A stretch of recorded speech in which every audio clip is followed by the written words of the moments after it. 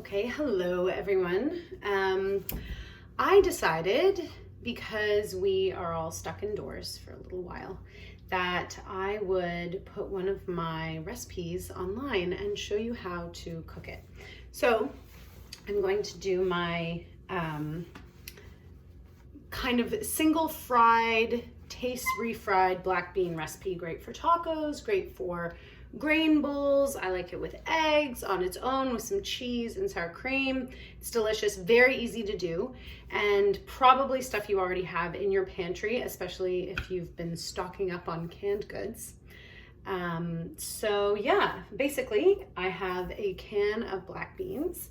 I have some form of tomato. It can be a fresh tomato, crushed tomatoes, diced tomatoes, whole tomatoes in a can. Today I have crushed tomatoes because they were in my pantry, so I'm going to use those. You need an onion, and then you need spices. So totally up to you. What I, over the years, have distilled it down to is starting with chili powder, your basic sort of Tex-Mex style chili powder. I like to add a bit of cumin, either ground cumin or cumin seed, a few aromatic bay leaves, and I like it with a bit of kick, so chili flakes. But again, up to you. If you don't like kick, no chili flakes. If you only have chili powder, that's fine too. If you don't have chili powder, you can sort of create some out of garlic and cumin and a bit of paprika. If you have those at home, it's pretty easy to make your own chili powder. So let's get started. We are going to open up the can of black beans. I actually got this recipe from Mario Lopez in People magazine about 12 years ago. And you have our little cutting board area, my big honkin' knife, which you do not need. So next I'm going to use this colander and I'm going to drain and rinse the beans, very important. And so we begin. We're going to start by chopping up this onion. Looks somewhat like this. You are going to take a clove of garlic. Oh, which I hadn't mentioned at the beginning. Surprise, clove of garlic. If you don't have garlic, you honestly don't need it. Sometimes I use it, sometimes I don't. It depends on what I have. But most of us have garlic. Woo! Oh, God. So, if you have it, use it. So there we have the minced garlic all ready to go. Okay, so next you want to take your saute pan, about this size, about the size, well, it's bigger than my face, but you get it.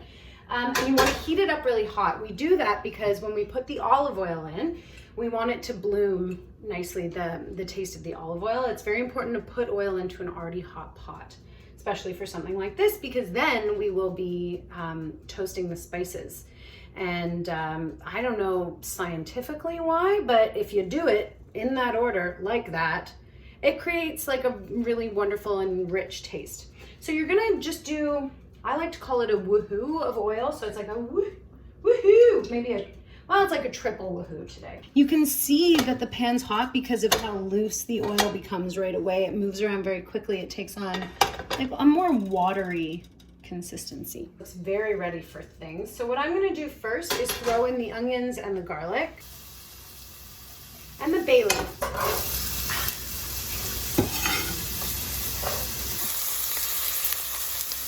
Where is it? Here it is.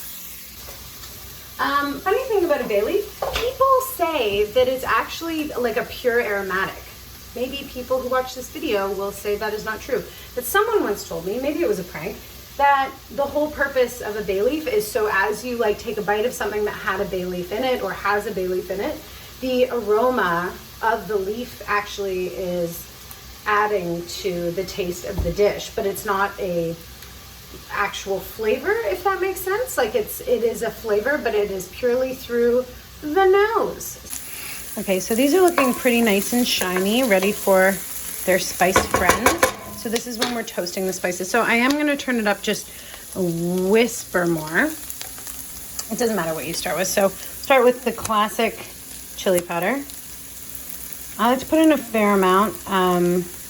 What is that? Probably 2 tablespoons, I would say. Ooh, nah, that's fine. Then I'm going to put in a little bit of cumin. You want to be a bit more careful because cumin is fairly potent. And then, depending on how much you like spice, I'm just going to do a whisper of chili flake. And you're going to want to coat it in the oil that's there. And if it feels like it's a little bit dry to me right now, just add a dash more oil. It'll heat up quickly. A lot of people add spices as they cook. But once you add liquids, and if you're adding spices after liquids, like if, for example, if you're making a chili and you add your chili powder in once all of the juice is in there, it's never going to quite toast those spices. It'll still taste like chili, but it just won't have the depth that it could, that you can get from some of these really beautiful spices. And it also could potentially have a graininess to it. I don't know if any of you have experienced that. Oh, I think that could use some more oil. Just look at it, and if it's like smoking a bit or it just seems dry, trust yourself. You really can't screw this up, I feel in my heart. When you start to get smoked out of your own kitchen, to add your tomatoes. So these are crushed tomatoes, so they're gonna be pretty condensed. So I'll use less and then add more if I need it, because you don't want it to just be like a tomato bean mess. So in this case, I'm gonna take a third of a cup. That seems good. I'm gonna fill it up like this, throw it in. You hear that? It's ready for it. Just a dollop more. So now you see we're adding in the crushed tomatoes with the spices, which is nice because it's cold or, room temperature, and wet. It is picking up all of the crunchy little spice bits that were starting to stick to the bottom of the pan, which is exactly what you want. It's smelling pretty good. Next up, the beans. So these have been sitting here for a while. They should be nice and drained. Throw in your beans. See, we're like 3/4 of the way there. This is a very easy recipe. Now, all that's left in this recipe is thyme, salt, and water.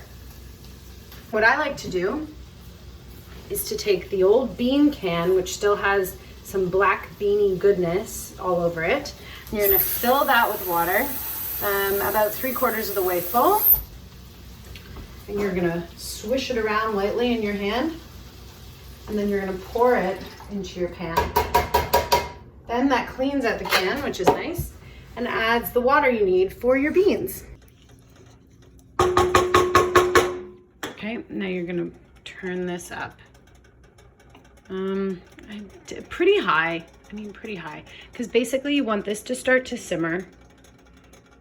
So it'll go up to a boil, and then it'll come down to a simmer. And that's where you want it sort of sitting for a long time, because we're gonna get these beans nice and soft. I would say I am a salt person. I use a ton of salt. I've worked in restaurants, I've done cooking classes, and the main thing I've learned is that the reason we like restaurant food so much is because it is much more salty than we make at home, unless you come to my house for dinner. I will be salting the hell out of this. You're gonna wanna do it to taste. So be tasting it at like salt, wait 5 minutes, taste. Salt, wait 5 minutes, taste. However, I'm not gonna begin the salting process until the beans have cooked down a little bit.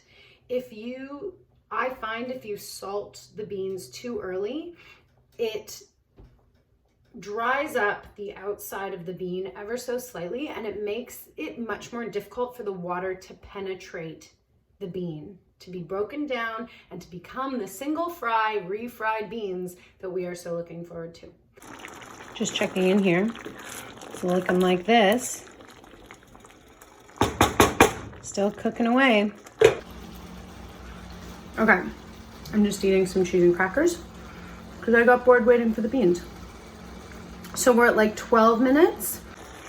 So you can see we have some beans coming to the surface. If you move the beans, it's like lightly sticking to the bottom, which is a good sign. If you look to the sides, just like there, you can see the difference in liquid in like the 12 minutes from the simmering. So I think now is a good time to start salting. This is where I keep my salt. It's in a salt pig. kosher Windsor salt. I love it. It's a perfect salt for cooking because it's not crazy salty. It's not as salty as table salt, but it's not as light as like a Malden or a sea salt or a Himalayan mountain salt. So it's pretty forgiving because it's a nice in between. So that was probably 2 teaspoons of salt. I'm eating leftover potato and artichoke from last night. This often happens. I'm cooking, it looks good, it's not ready yet. I start looking in the fridge. I eat leftovers or crackers and cheese. But the whole time I'm cooking, and then the food is ready. I'm not hungry.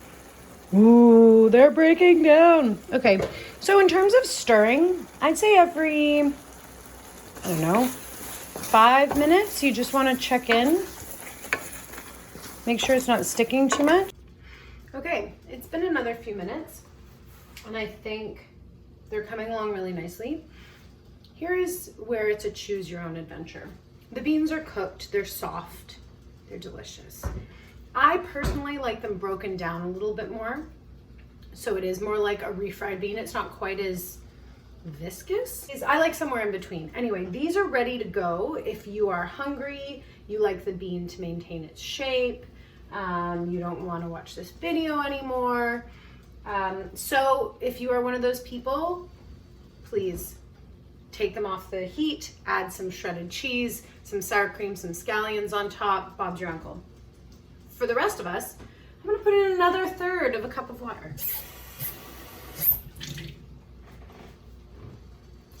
And I'm gonna keep breaking these puppies down. I mean, they look like beans. If you think beans look delicious, which I do. I just added more salt, but I didn't record it at first because I was embarrassed. But you know what? I'm not embarrassed because I'm in very good health. And I can have as much salt as I want at this juncture because I'm young. So, okay, this is what I like to see. It's starting to stick to the bottom. If you stir it and just get that liquid moving, it'll scrape all that up. But this is more the consistency I like. So it's almost like the beans are in a thick gravy. They're just about done. Okay, so that's it for Katie and Mario Lopez's once fried, refried beans. So I will show you me eating them to prove that they're delicious. I can't act this. I love them. I'm not actually gonna eat them now because I'm full from my snacks, but I'm gonna have it in the morning with scrambled eggs and tortillas. You can, as I say, put them in a bowl with grains and sweet potato, cilantro, green onion, sour cream, cheese, whatever you like. Flour tortillas, corn tortillas, on crackers, which might be sort of weird. Any way you like. I hope you enjoyed this recipe. Hope you try it out. And I don't know, maybe I'll do this again sometime. Okay. Stay safe out there. Call your friends and family.